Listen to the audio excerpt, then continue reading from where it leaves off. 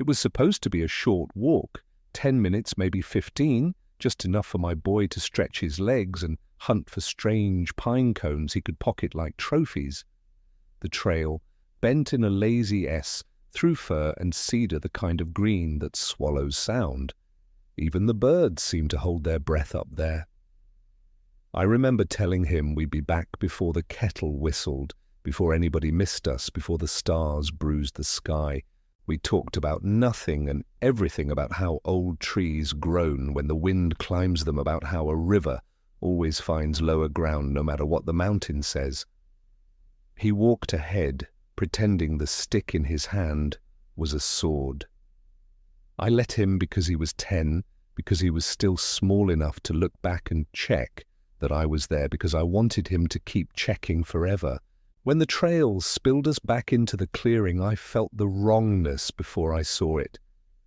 Air moves differently around emptiness, the space where tents had been stood naked and stamped flat like a mouth after a tooth is pulled. The fire pit was cold, a black ring with no ember winking beneath. No coolers, no folding chairs, no bright nylon domes, no cars, no laughter, just a folding table left like a bone in the grass. My son stopped. His stick fell soundlessly into the loam. "Dad, where is everybody?" I scanned the tree line, then the hard pan where the vehicles had sat. Fresh tire tracks bit the dirt, no dust settled on them yet. They hadn't been gone long. The world narrowed like a camera lens tightening. I moved to the table. A sheet of paper lay there, pressed under a smooth river rock. The handwriting reached up and tangled around my chest before I finished reading. "This is for the best, trust me." Her loops and slants, the way she dotted her eyes low, the way she wrote best, like it was almost bent. I knew that hand better than my own. The note was short. It felt longer than the trail we'd just walked. I didn't say anything for a moment. The pines creaked. A fly tried the corner of my eye. Somewhere deeper in the forest, a woodpecker kept time like a metronome. No one asked to start. I folded the paper once, twice, slid it inside my jacket. My son watched my hands, like the answer might be hiding in my fingers. "Did they go for help?" he asked, voice small.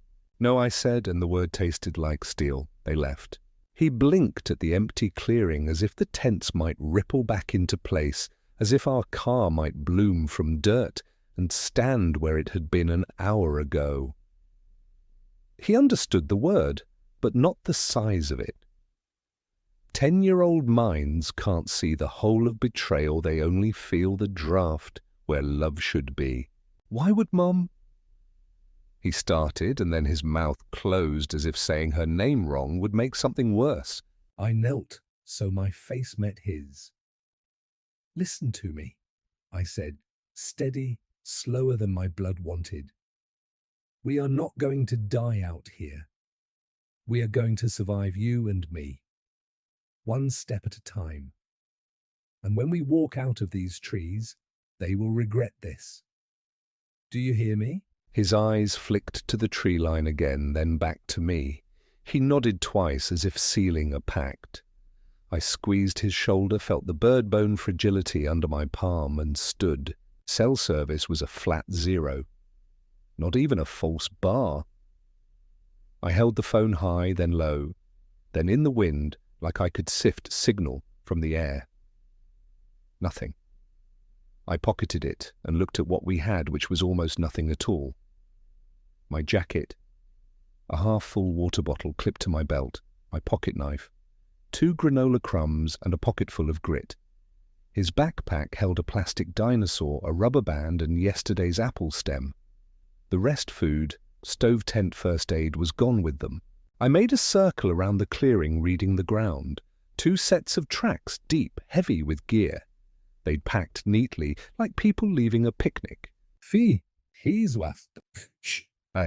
We T BC D if H. Then we I S. He's.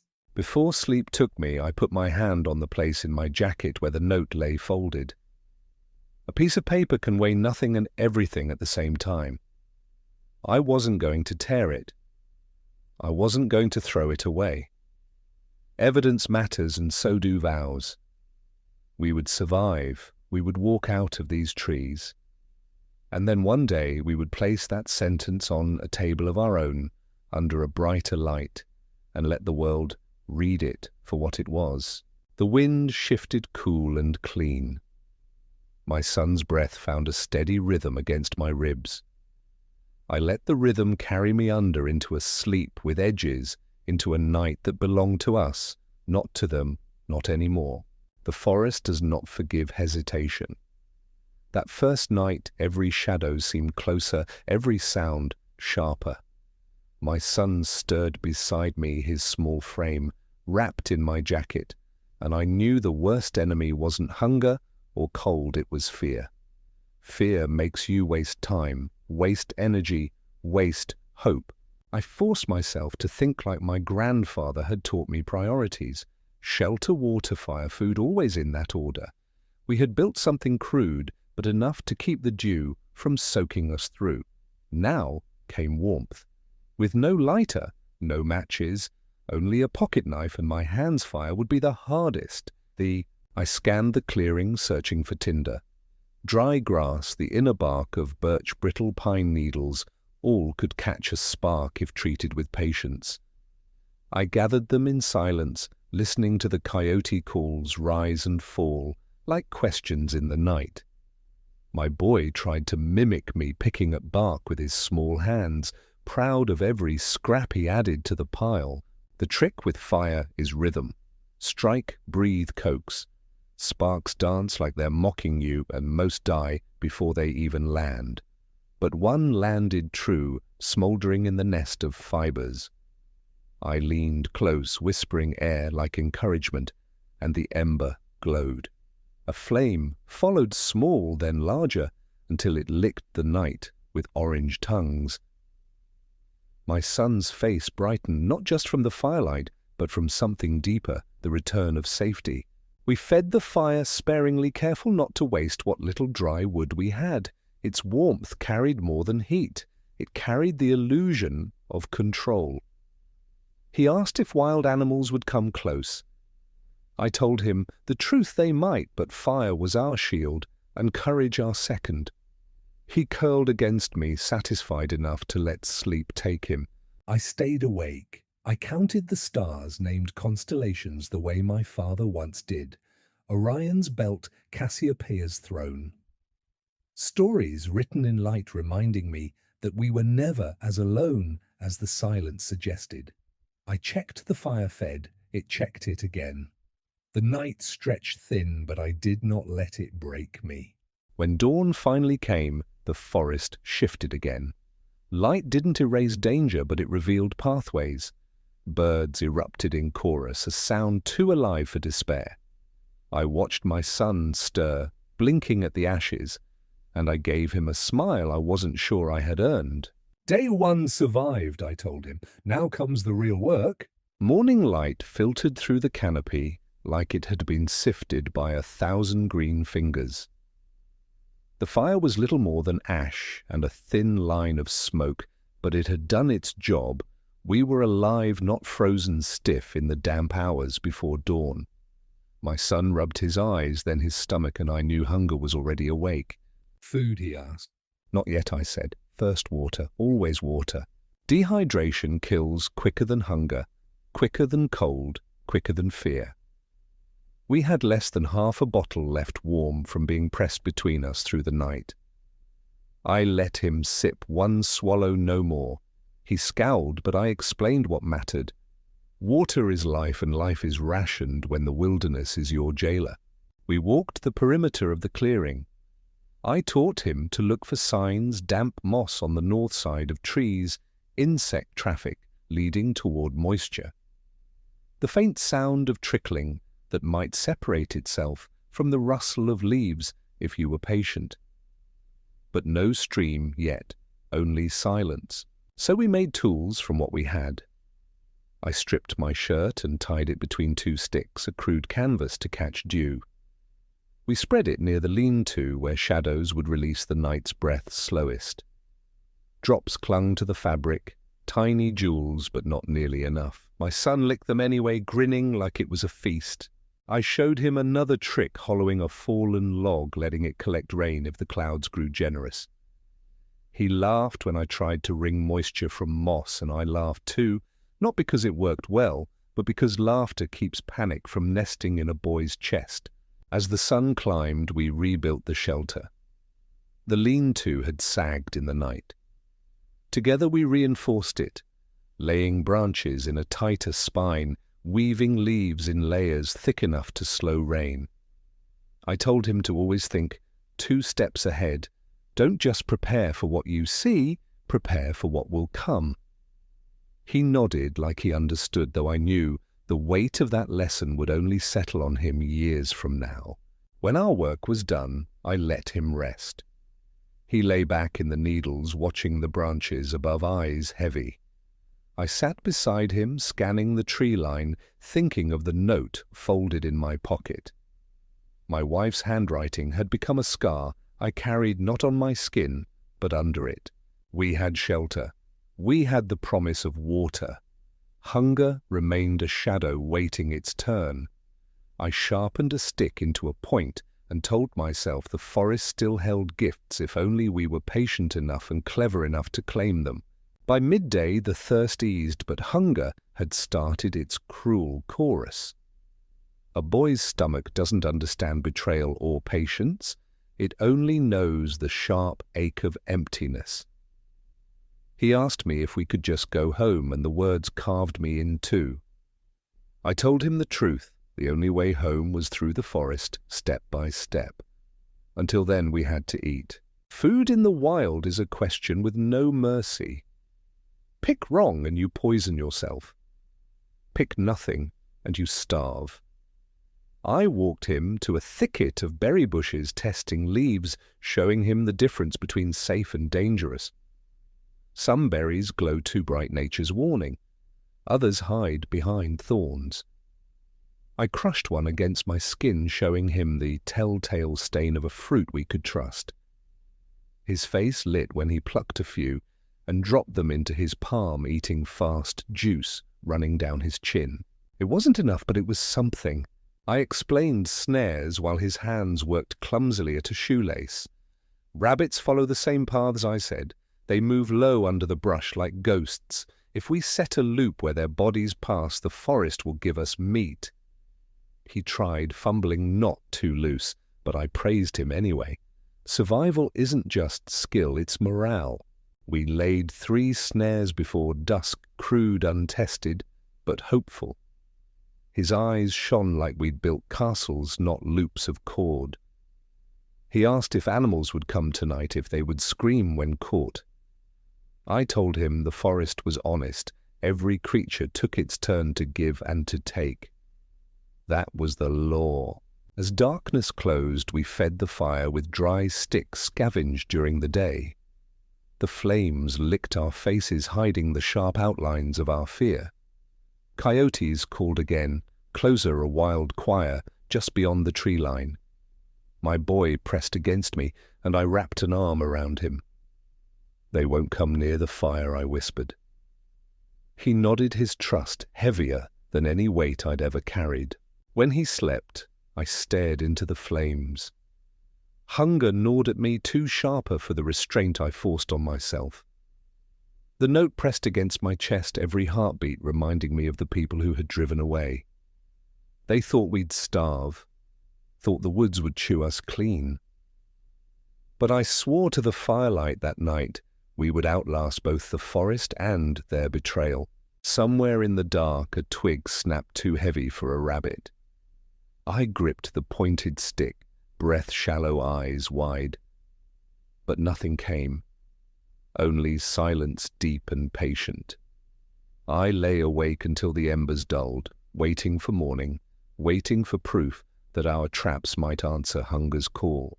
Morning came grey, damp and thin. Mist clung low to the ground, coiling through the trees like smoke without fire. My son stirred beside me, eyes swollen from restless sleep. He sat up quickly, the first thought in his mind not breakfast but hope. Did we catch something? He asked, already on his feet. We checked the snares together, moving quietly, hearts pounding. Each cord hung slack, empty. No rabbits, no squirrels, not even a stray feather. His shoulders sagged. He tried to smile, tried to hide the tremble in his lip, but I saw it. It's okay, I told him. The forest tests us before it feeds us. He kicked at the dirt, anger bubbling under his hunger. Maybe Mom was right, he muttered, voice sharp. Maybe this is for the best. The words landed like stones in my chest. I knelt down, lifted his chin so his eyes met mine. Listen to me, I said, steady. That note was a lie. Nothing about this is for the best. But we are not broken. We are still here. And that means we fight. He blinked hard, forcing tears back, and nodded once. It wasn't just food we needed, it was resolve. If his spirit snapped, the forest would finish what betrayal had started. We spent the day walking further, moving slowly, marking trees, so we wouldn't lose our way back. His steps dragged every root, and rock seemed taller beneath his weakening legs. He asked me again, quiet this time, Dad, are we going to die out here? The truth was gnawing at me too. My lips were cracked, my stomach a hollow drum, but I couldn't give him my fear, so I gave him fire instead.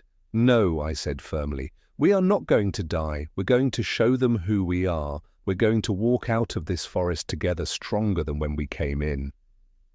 And when we do, they'll wish they had never left us. He held my gaze, searching, testing if my words could bear his weight.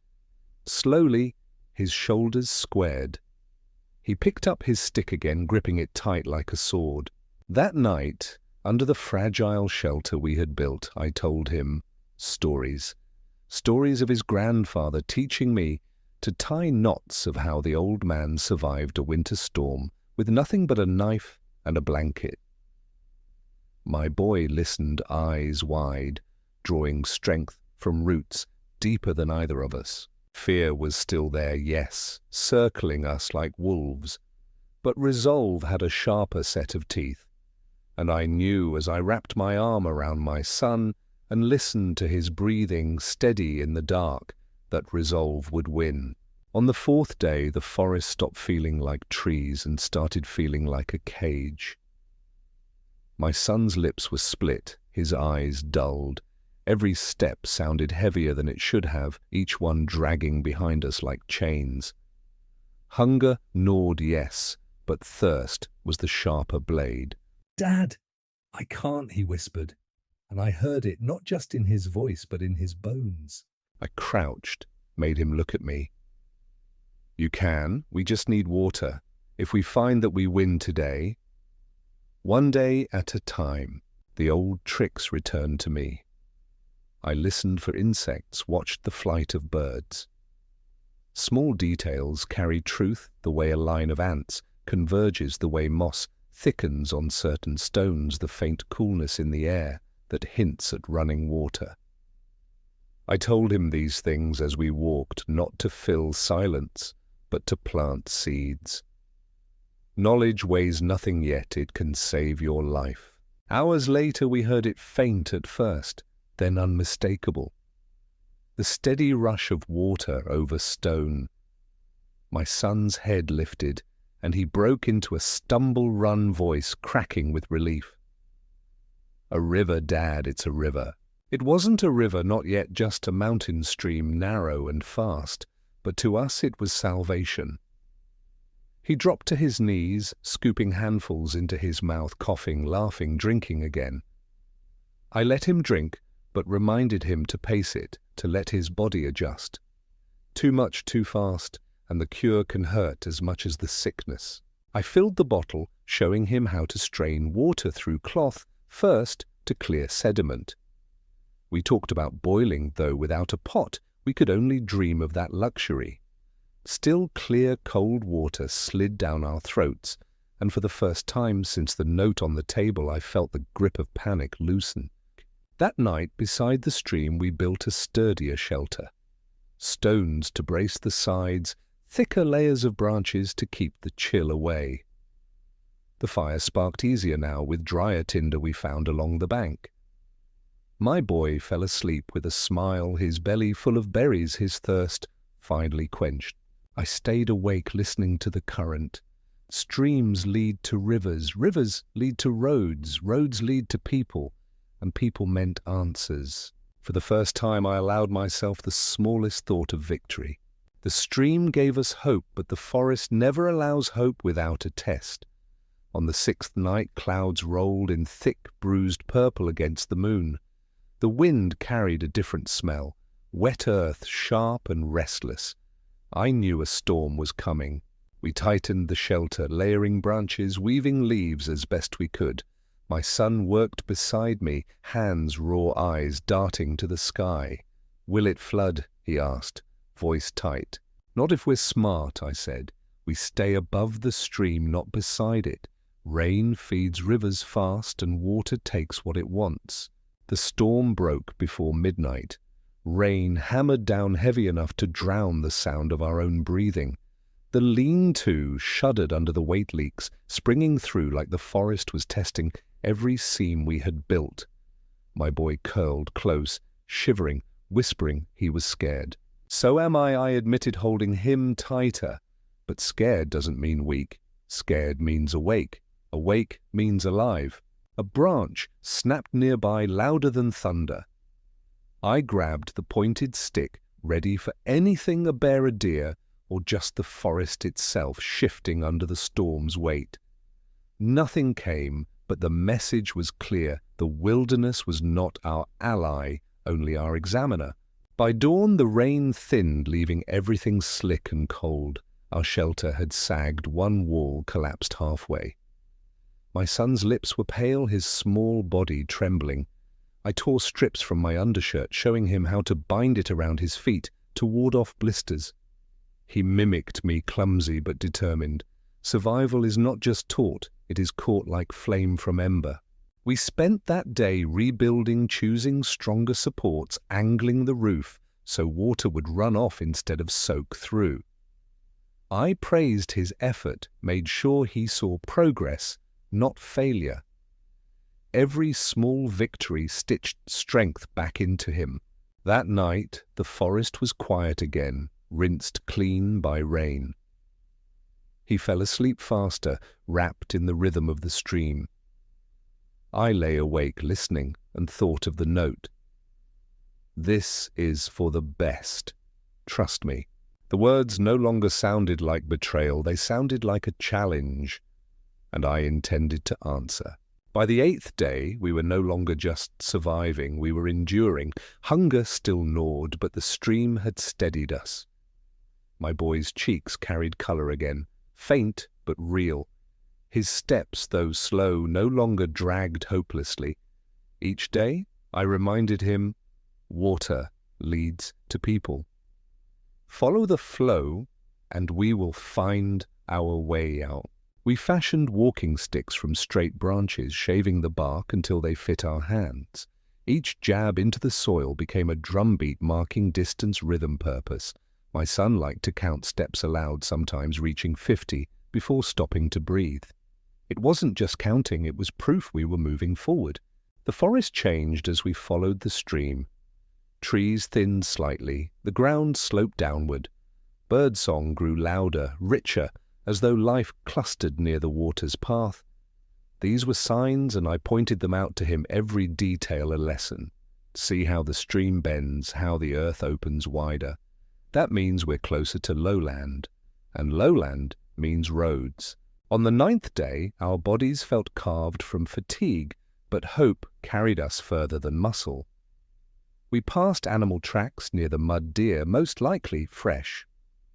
My son whispered that maybe hunters weren't far either. The idea alone kept him moving. Then came the moment late on the 10th morning.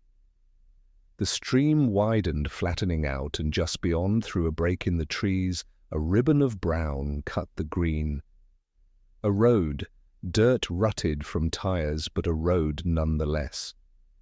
Civilization's fingerprint at last.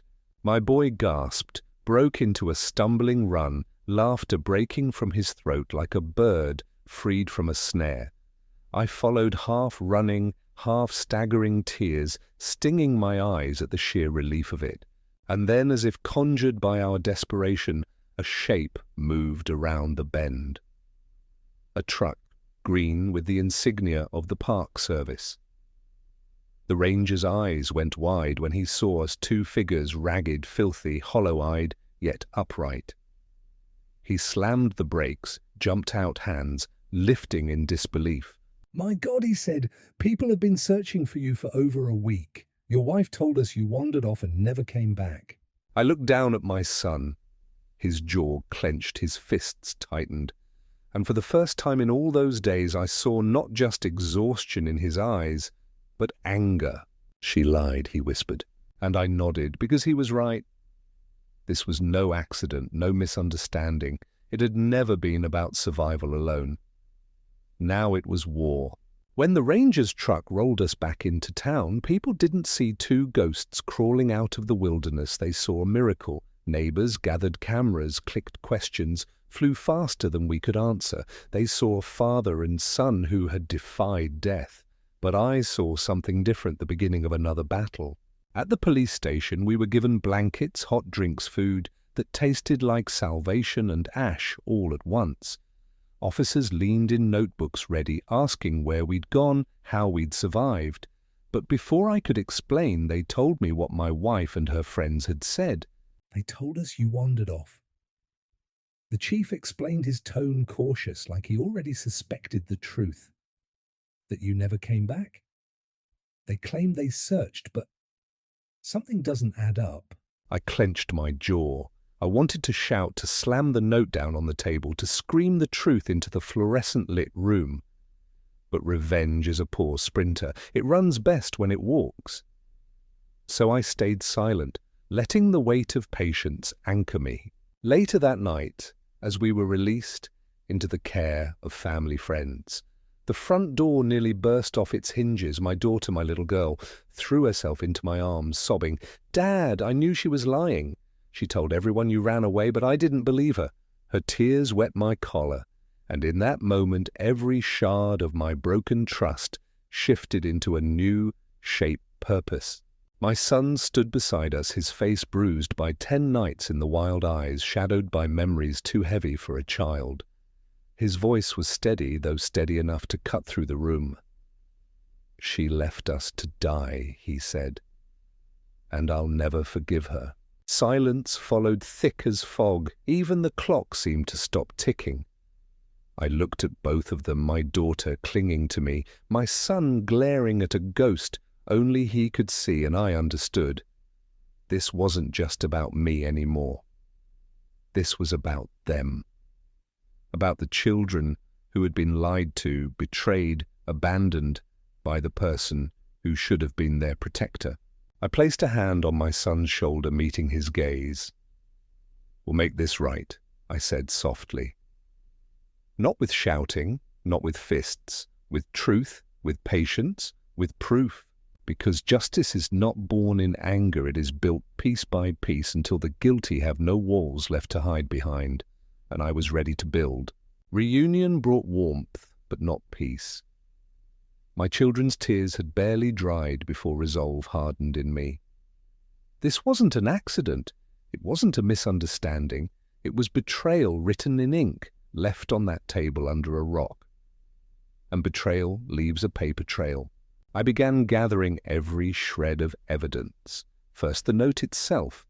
I kept it sealed in plastic, knowing handwriting tells truths mouths refuse.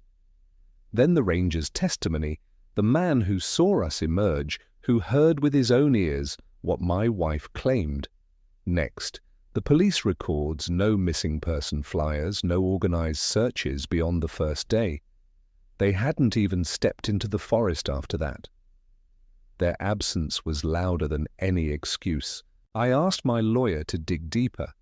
Bank records revealed weekend getaways, spa visits, bar tabs, all charged during the days we lay under the sky, rationing sips of rainwater.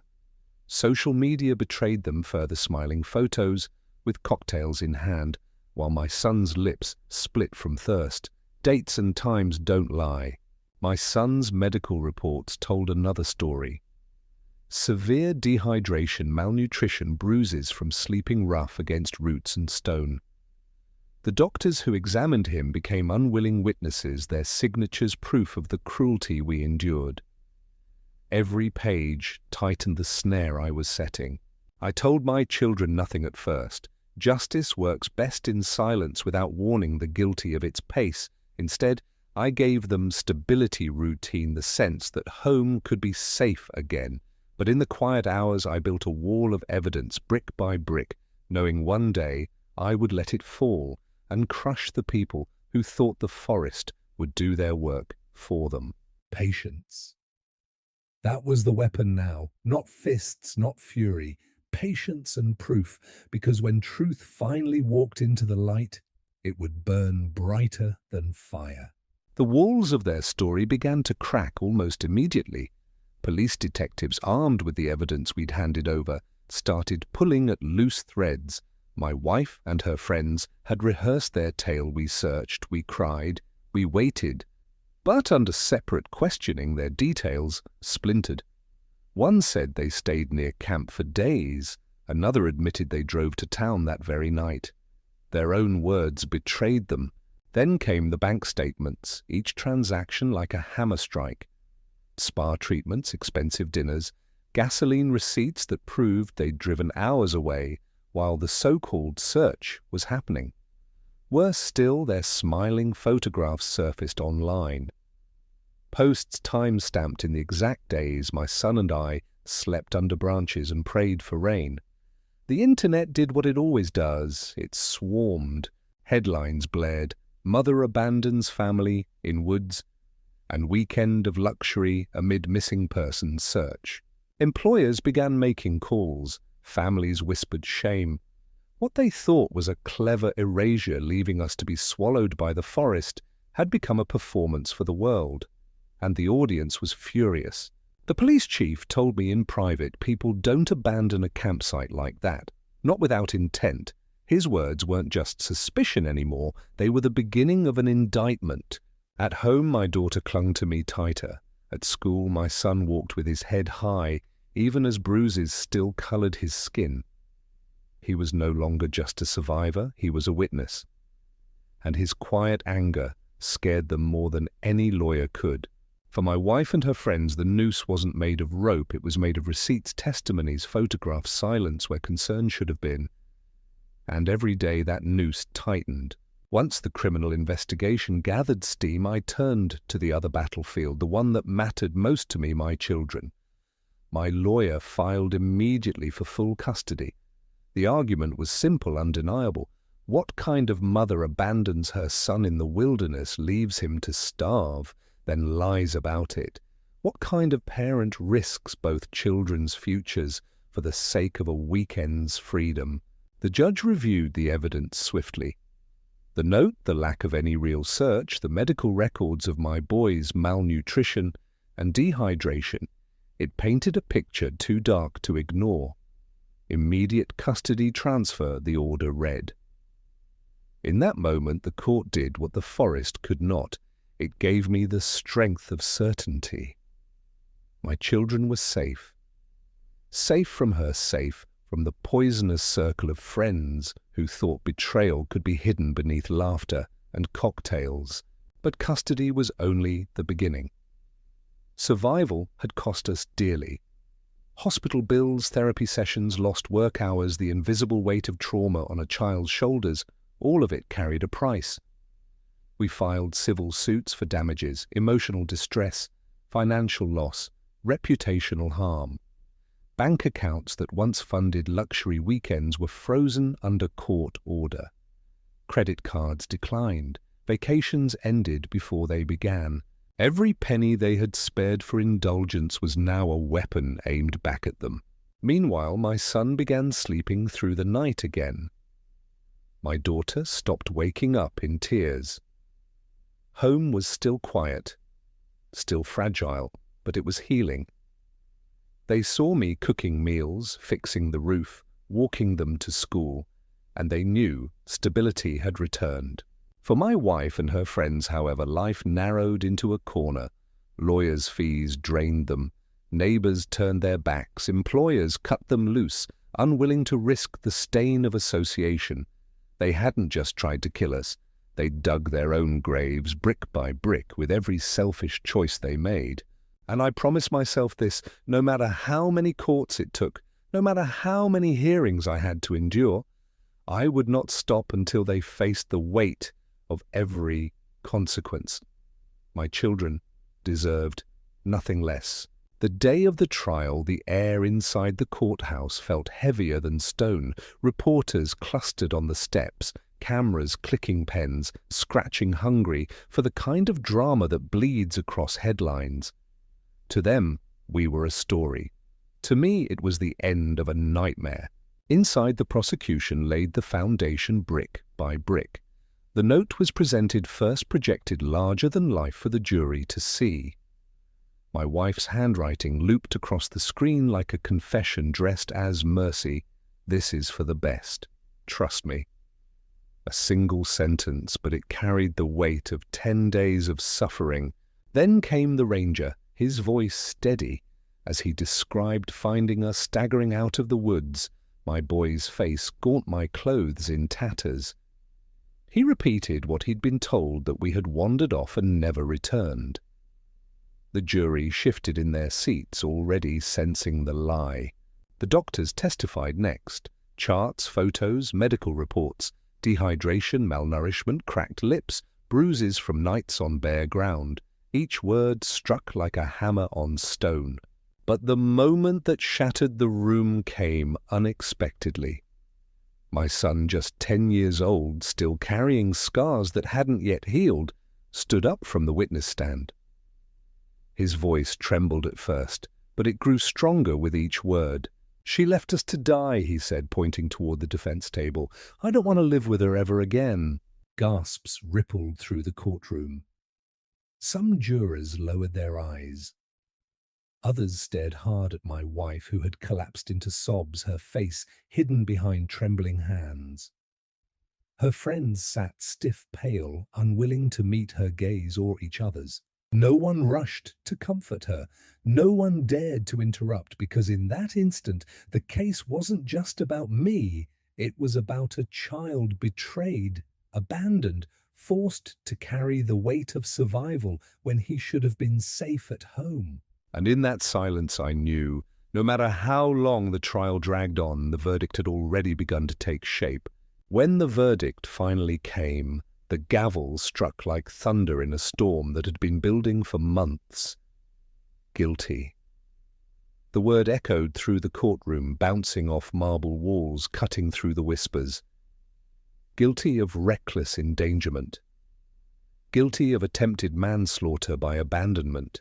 My wife and her friends stood frozen, the confidence they once wore like jewelry stripped away.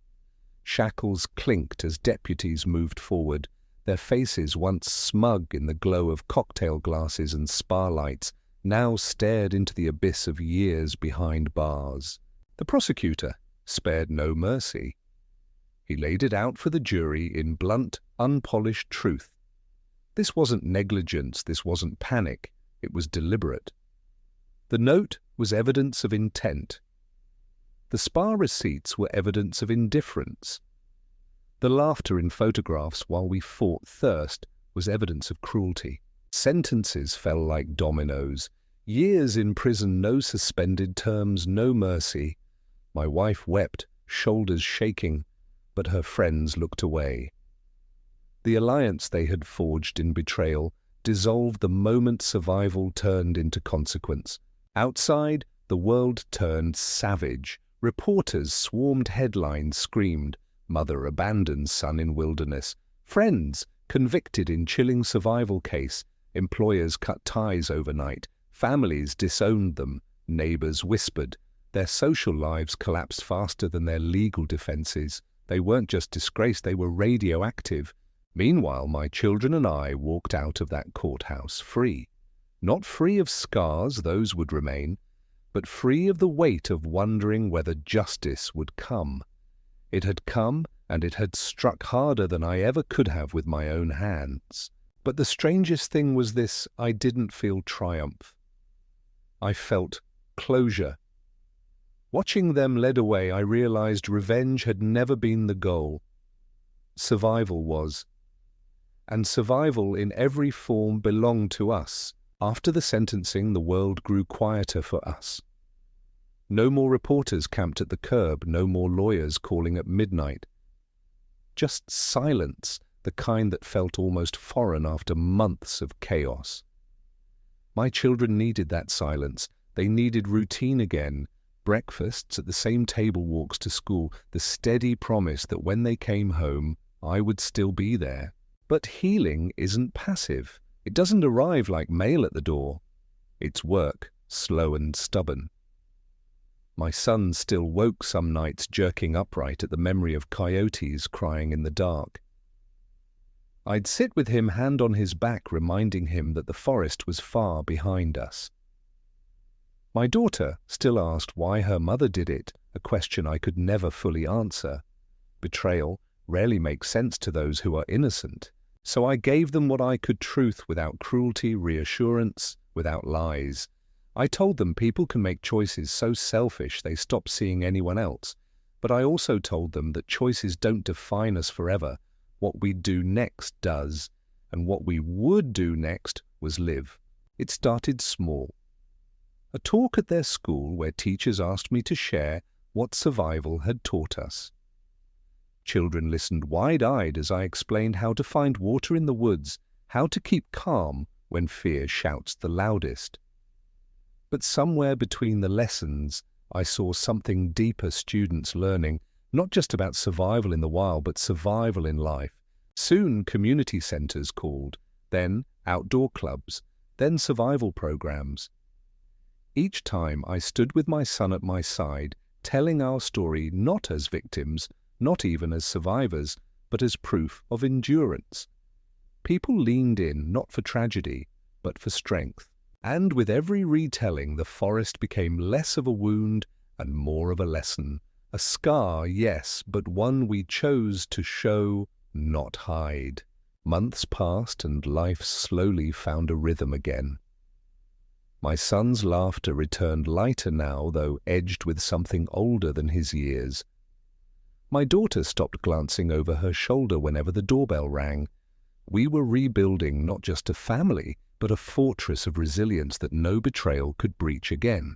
One evening, after giving a keynote at a wilderness survival fundraiser, we stood together backstage.